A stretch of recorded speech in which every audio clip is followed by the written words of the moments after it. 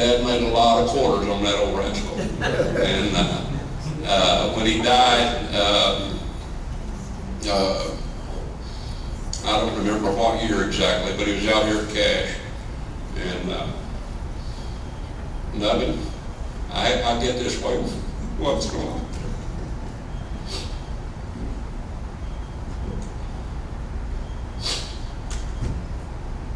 I saw Dad.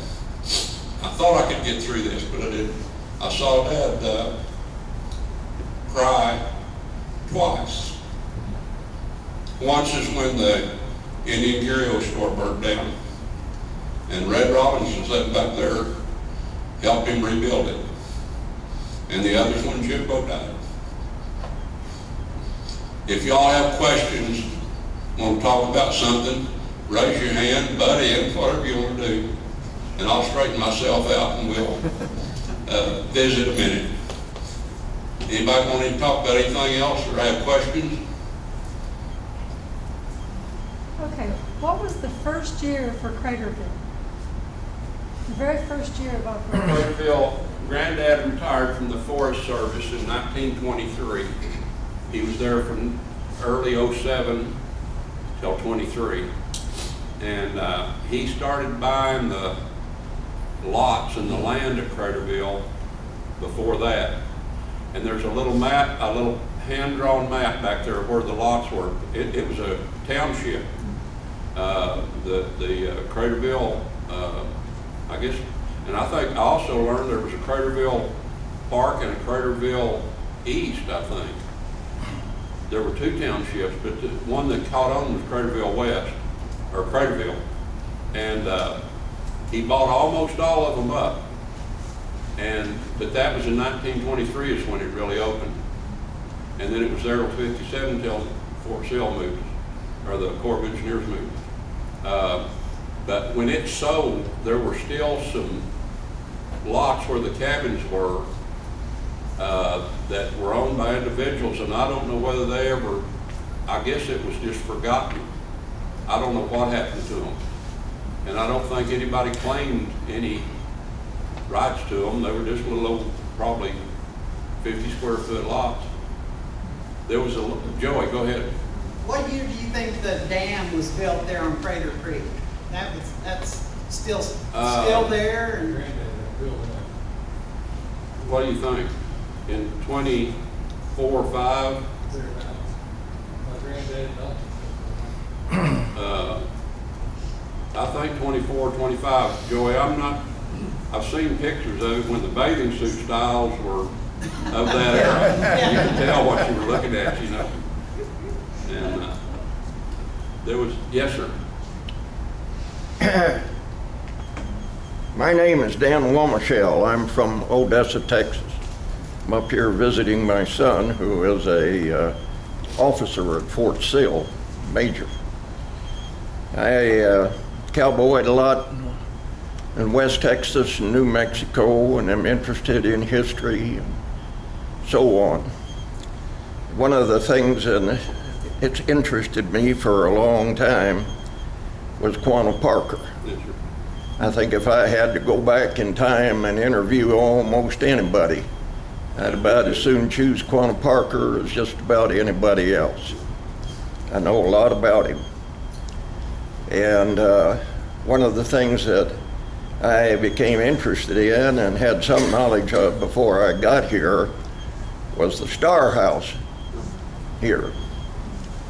And I've been living temporarily at the Brentwood assisted living place while I get over heart surgery.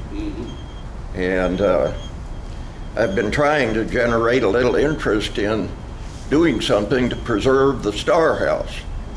And quite frankly, it's a very important place. You talk about Teddy Roosevelt's saddle back there. Teddy Roosevelt was his guest at the Star House many times, and a lot of other people.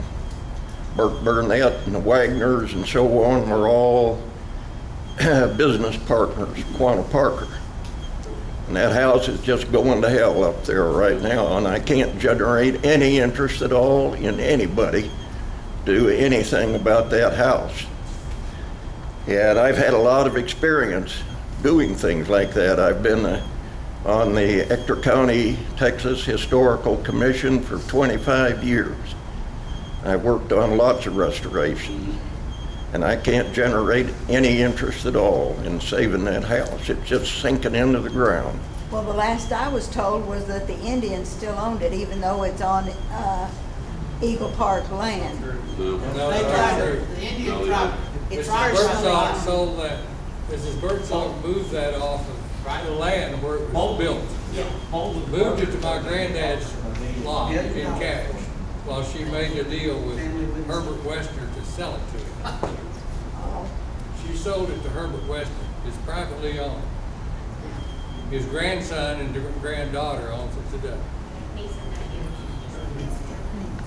Well, I know a little bit about all of those transactions, and the house was moved to its present location and so on. But Quanah Parker was such an important character and such a remarkable person.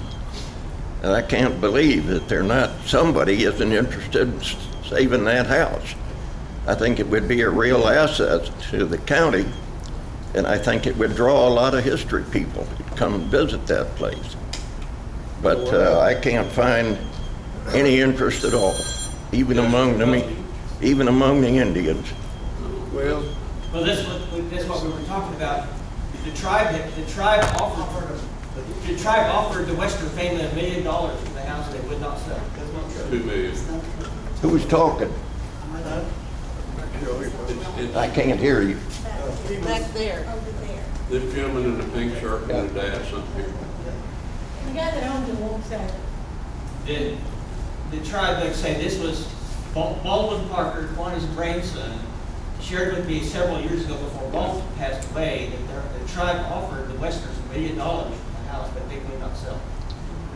John, I heard 2 million, but whatever it is, it's a lot of money. A lot of money. That's still what it is today, he won't sell it. Well, I understand that he wants a lot of money for it.